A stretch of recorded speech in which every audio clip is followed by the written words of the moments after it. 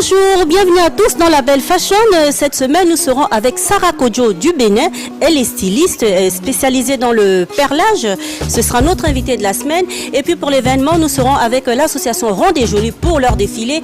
Les astuces de la semaine, nous allons voir ensemble des produits de maquillage traditionnels. Et puis pour le relooking, nous allons rechercher le modèle à relooker, homme ou femme, c'est selon. Et c'est maintenant dans la Belle Fashion, c'est parti.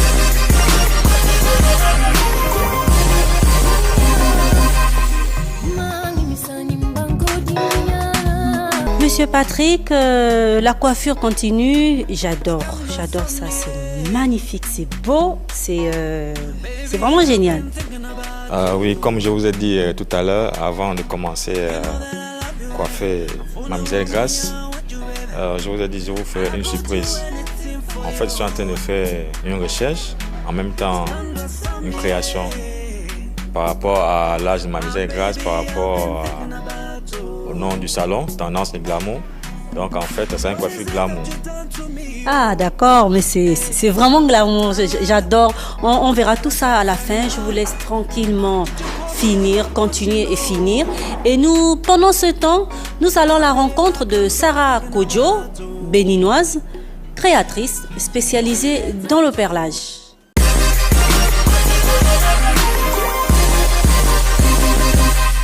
Il faut savoir que essentiellement Perlicheuse, c'est trois volets. Le premier volet, le volet bijoux. Bijoux faits main avec des pierres semi-précieuses africaines et d'ailleurs. Et pour ça, je fais à 70% tous les bijoux moi-même et le reste est fait par une petite équipe. Ensuite, vous avez le volet red carpet, donc tapis rouge avec des robes qui sont cousues par mon équipe et perlées par moi et deux autres personnes. Donc c'est vraiment, je suis au début et à la fin de la conception, donc au niveau de la conception, au début et à la fin de la chaîne, donc au niveau de la conception, au niveau de la surveillance de la chaîne de fabrication et à la fin de cette chaîne pour tout ce qui est finition et broderie en perles et tout ça. Et le troisième volet qui est nouveau, c'est la vaisselle perlée et la décoration avec des pierres. Je suis de deux parents professeurs qui ont très vite voulu inculquer à leurs enfants la passion de l'art manuel. Donc en dehors du côté intellectuel, moi je faisais du dessin, j'enfilais des perles, mon frère faisait du dessin aussi et il faisait de la peinture. Tes parents avaient une petite entreprise? Non, pas du tout, ils sont professeurs. Ma mère était professeure parce qu'elle est à la retraite maintenant, donc retraitée de la fonction publique, professeur, et papa ingénieur en agronomie, donc donnait des cours aussi à l'université. Mais ils ont tenu à cœur de nous inculquer la notion d'artisanat comme hobby. Mon frère et moi, nous avions toujours un ou deux hobbies que nous exercions pendant les vacances. Dans le perlage. Dans mon cas spécifique, c'était le perlage et le dessin de mode. Et mon frère, dans le dessin d'architecture, d'ailleurs, il est désormais ingénieur en travaux publics et bâtiments. Donc, il a continué comme ça. Moi, j'ai fait toute une autre formation. J'ai suivi un autre cursus. J'ai un master en audit et contrôle de gestion. Mais j'ai toujours eu cette passion, j'ai toujours eu ce hobby qui s'est développé au fil des années, que j'ai développé en suivant des cours en ligne, en achetant des livres, des ouvrages et tout ça. Donc voilà. Et quand j'ai voulu créer mon entreprise, c'était pour moi une évidence de mettre cette passion-là au cœur de mon entreprise. J'ai rencontré deux créatrices et aussi jeunes que moi et c'était cool de se dire ah ouais, on est entre jeunes, on essaie de bouger les choses. Nous avions vraiment des styles très différents, donc ça a donné un événement assez complet quand même. Ça a donné un événement complet en termes de variété de création. Et aussi, ce que j'ai aimé, les femmes de l'association qui ont défilé étaient très à l'aise dans leur corps. Elles étaient très à l'aise, elles n'ont pas hésité à mettre en valeur les créations qu'on leur a portées. Et ça fait plaisir aux créateurs de voir que le mannequin qui porte aime déjà ce qu'il porte et le met le mieux possible en valeur en face du public. Alors déjà, c'est vrai qu'elles n'ont pas le même corps, elles n'ont pas aussi les mêmes attentes. Un mannequin taille 38 est plus habitué, est plus expérimenté en général, a l'habitude du thé, a l'habitude de mettre en valeur la tenue qu'elle porte. Alors qu'un mannequin valoriser son corps, alors qu'un mannequin taille 50 aura un peu plus de timidité, aura un peu plus de recul par rapport à certaines tenues, aura l'impression qu'elle ne peut pas les porter. Et c'est là que l'expérience, parce que moi-même je ne suis pas une taille 38, je suis une taille 44. L'expérience me permet de savoir comment aborder ces petits complexes-là, comment les masquer, comment convaincre ce mannequin taille 50 que moi-même, je ne suis pas une taille 38. J'ai une idée des problèmes auxquels tu es exposé. J'ai fait la coupe de cette robe en conséquence pour que toi, en tant que taille 50, tu sois aussi belle dans cette robe qu'une taille 38 à laquelle j'aurais adapté la même tenue. Donc tout est question d'adaptation dans la façon de couper la tenue, dans la façon de placer les agencements. Pour une taille 50 par exemple, on va placer les perles, les sequins, la broderie de façon à détourner le regard du public de ce qu'elle considère comme, de ce que le mannequin elle-même considère comme défaut et à attirer l'attention vers ses points forts, notamment la poitrine, les hanches, ou le bassin ou l'arrière, les fesses et les courbes arrière. Et pour une taille 38 par exemple, on va essayer justement de créer une silhouette harmonieuse, voilà, en plaçant les différents agencements pour lui donner une certaine forme très harmonieuse. En soulignant la voilà, taille. Exactement, en soulignant la taille, en soulignant les jambes très fines. Donc, alors, Perlicheuse, c'est des robes de réception, des robes de mariée. C'est essentiellement ça pour la ligne Red Carpet, parce que c'est tapis rouge. On veut que, comme je dis souvent à mes clientes, à Cotonou, le monde entier est votre tapis rouge. Quand vous portez une création Perlicheuse, le monde entier c'est votre tapis rouge. Vous êtes là, vous devez briller, vous devez donner de l'attitude à la robe. Et donc c'est essentiellement ça, les robes de réception et des robes de mariée.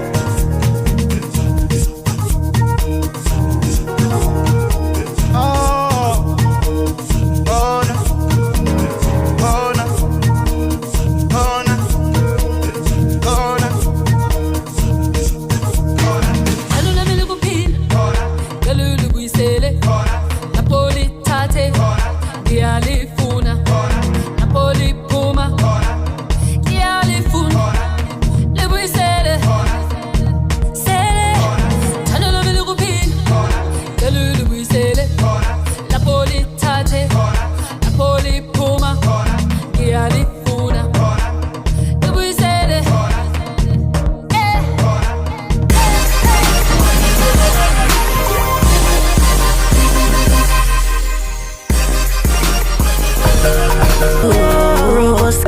Robo-skeske. If no be you, then tell me who. Robo-skeske, robo-yeske. Nobody messing with my boo. I never seen this kind of feeling. This love I believe in. Le relooking est fini. Notre modèle de la semaine, Grace, est belle à croquer. On va la découvrir dans un instant et juste le temps pour nous de vous donner quelques petites astuces beauté. Comment se faire belle, comment se maquiller lorsqu'on va à un mariage ou à une fête. C'est maintenant.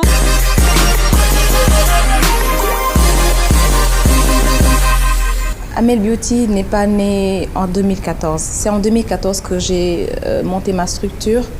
Mais elle existe depuis. Elle existe depuis plus longtemps, depuis très longtemps. C'est juste qu'à un moment donné, il a fallu que je me fasse un nom. Il faut une certaine autorité. Donc, j'ai foncé, j'ai pris mon courage à deux mains et je me suis dit, bon, là, il est temps que je fonce. Bon, au départ, quand j'ai ouvert le salon Amel Beauté, c'était au départ juste pour la coiffure. Le tissage, les perruques, parce que je m'y connais vraiment, mais l'amour pour le maquillage est venu bien après. Donc je me rappelle, un jour j'ai une de mes amies qui travaillait sur une chaîne télévisée sénégalaise, elle se nomme Aïcha. Donc elle m'a appelée un soir en me disant, Amélia, je passerai demain faire un tournage avec toi. Je dis, mais attends, j'ai pas le matériel qu'il faut, hein. Elle m'a dit, amène-moi tout ce que tu as, amène ce que tu as et on se débrouillera. Et bon, le lendemain, elle est venue, on a fait le tournage. Il y avait ma sœur qui était dans le tournage et ma cousine, ma sœur Erika. Donc, je dirais aussi que, franchement, elle a apporté une touche personnelle sur ce que j'ai fait. Et bon, on a fait le tournage et ça s'est très très bien passé.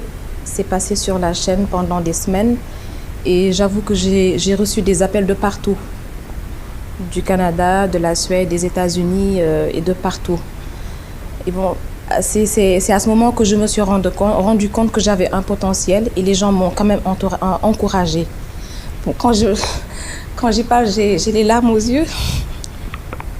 Vous savez, quand vous avez un nom, vous êtes obligé de... Les Sénégalais sont très coquettes. Elles investissent, elles connaissent ça, elles s'y connaissent vraiment. On n'a rien à envier aux Européennes et tout, les Américaines. Donc je suis obligée d'utiliser de bons produits. Le message que j'ai pour elles, c'est que il faut pas avoir peur. Il faut prendre son courage à deux mains. Parce que chacune d'entre nous a un potentiel. Il faut l'exploiter. Il faut pas avoir peur. C'est le conseil que je leur donne quand même. Voilà, parce que elles sont braves, hein. Les femmes sénégalaises sont très braves. Elles sont entreprenantes. Et c'est le conseil que je donne à toutes les femmes de mon toutes les femmes de mon âge.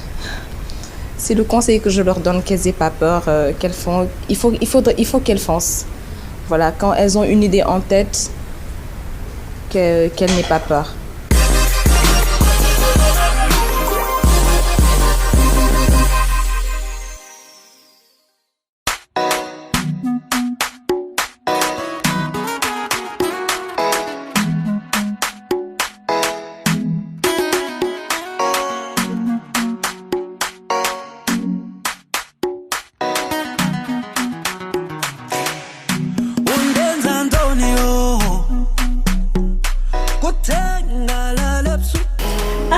comment l'avez-vous trouvé? Comme je vous l'ai dit, magnifique, belle à croquer, sublime grâce. Dis-nous comment tu trouves. Je me trouve très belle, je suis contente du résultat et je ne me regrette pas d'avoir accepté. Tu as changé. Oui, j'ai beaucoup changé. Et qu'est-ce que tu aimes plus dans ce relooking? Mon maquillage, Au maquillage, Oui. les yeux, les Ouais. lèvres, les sourcils. les qu'est-ce que tu aimes? sourcils beaucoup et les lèvres. Tu as l'air ému. Oui, beaucoup. Et tu penses que ceux qui te regardent, qui t'ont vu avant, ou ceux qui te connaissent, peuvent te reconnaître s'ils ne voyaient pas ce relooking, ils pourraient te reconnaître? Non, je pense pas. Tu penses pas? Non. Qu'est-ce que tu as envie de dire à toutes ces jeunes filles qui ont 20, 25 ans, qui te regardent, qui sont africaines, qui vivent en Afrique ou dans le reste du monde? Je conseillerais aux femmes de se coiffer avec leurs propres cheveux. À bientôt à vous qui nous regardez et on se retrouve la semaine prochaine toujours avec le même plaisir. Et restez avec nous sur Label TV, la plus panafricaine des chaînes de télévision. Au revoir.